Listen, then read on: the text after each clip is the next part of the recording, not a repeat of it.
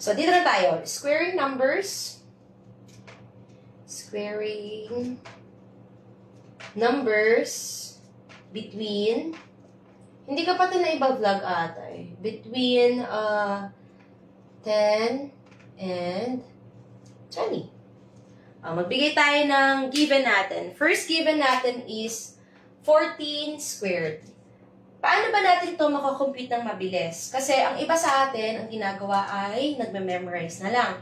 Pero, alam na natin to, siguro naman alam ng iba yung 14 times 14. Ayan. Pero dito, ipapakita ko sa inyo na hindi lang 14, hindi lang 10, 11, 12 ang kaya nating i-multiply sa sarili niya ng mabilis, kundi maging yung 15, 16, 17, 18, 19, 19. Hindi kasama yung 20, sorry. Nabe, mali-mali na naman ako. Ayan.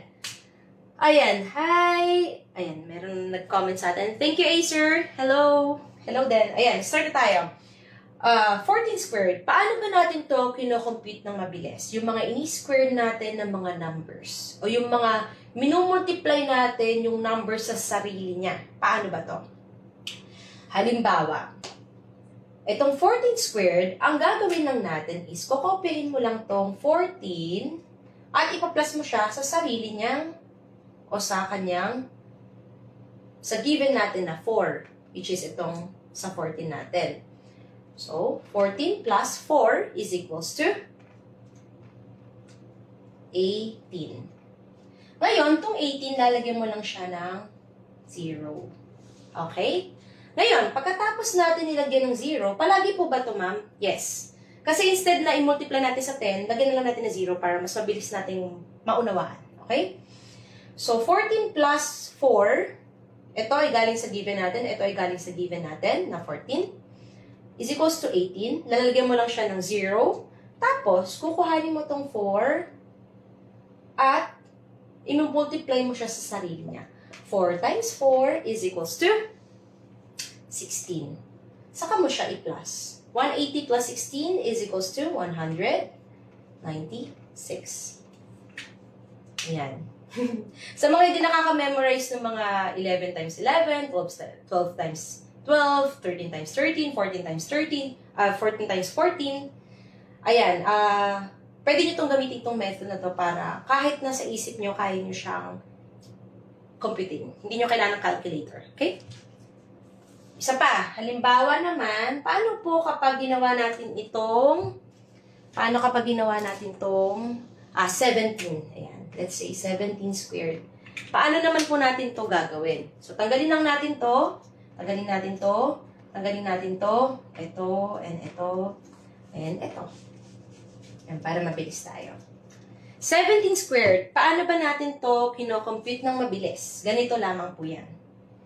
Sa 17 squared, ang gagawin mo lang dyan, kukuhanin mo yung 17, ipa-plus mo siya sa given natin, mula sa given natin na 7, 17, yung 7 niya, kukuhanin mo.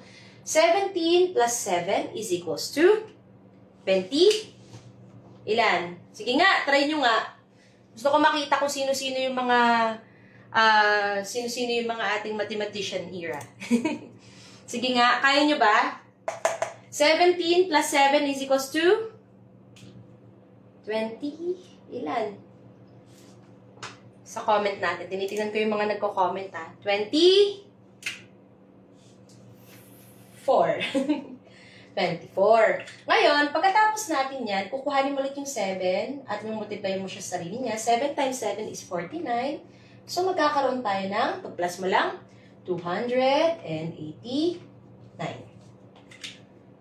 Okay? Nakuha nyo? I-check nyo, ha? Check nyo. Okay, ngayon. Napaulit-ulit na natin ng 2 beses ito. I-try natin siya ng mental math. Okay? Kahit natignan nyo lang tong digit na to o yung ating given, kayang-kaya nyo rin isolve yan sa sarili nyo. Pilitin nyo na kayanin. Pilitin nyo na kayanin nyo na makuha. Okay? Pilitin nyo siya. Kasi pag hindi nyo pinilit sa isip nyo na kaya nyong gawin siya in your mind, hindi nyo siya may i-apply talaga na as in sa practical nyo na pagko-compute, hindi nyo siya ma-apply kapag hindi nyo siya ginawa. Okay? Gawin na natin ngayon para hindi sayang. Halimbawa naman, 16 squared. So, ano nga ba ang gagawin natin? 16 plus 6. 16 plus 6 is 22. Lalagyan ng 0, magiging 220. 220, yan ang iisipin mo, 220. Ngayon, yung 6. 6 times 6 is 36. 220 plus 36 is 256. Nakuha ba natin? Ayan. So, ibig sabihin, kaya pala natin siyang i-mental math kapag may method na tayo. At pag nakasanayan natin at hinasa natin ang ating isipan na gawin yung method na to. Okay? Start tayo ulit. 16. Kukuha natin yung 16 at yung 6. 16 plus 6 is 22. Lagyan ng 0 palagi sa dulo. So, may 220 tayo. Tapos, 6 times 6 is equals to 36. So, magkakaroon tayo ng 256. That's your answer. Nakuha ba? O, nagets nyo na. Kaya nyo na bang magsagot? Kaya nyo na bang magsagot? Ayan. Ayan, ang galing ni Ate Che. Ayan, 24. Nasagot pala. 24, medyo konti pa. 16 plus 6. Konting-konti pa. Ayan. Try natin ulit, Ate Che, no? Tsaka Acer. Try natin ulit sa... Sige nga, paunahan kayo. Parang mga ano lang eh, no? Yun yung mga... Nung bata ako, yun yung hilig ko eh. Yung paunahan kayo.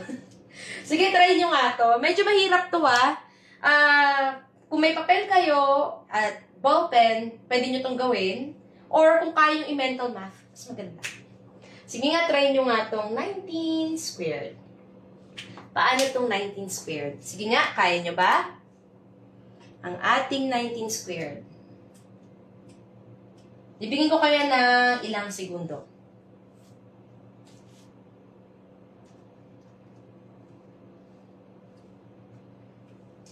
Okay, meron kayong makakasagot.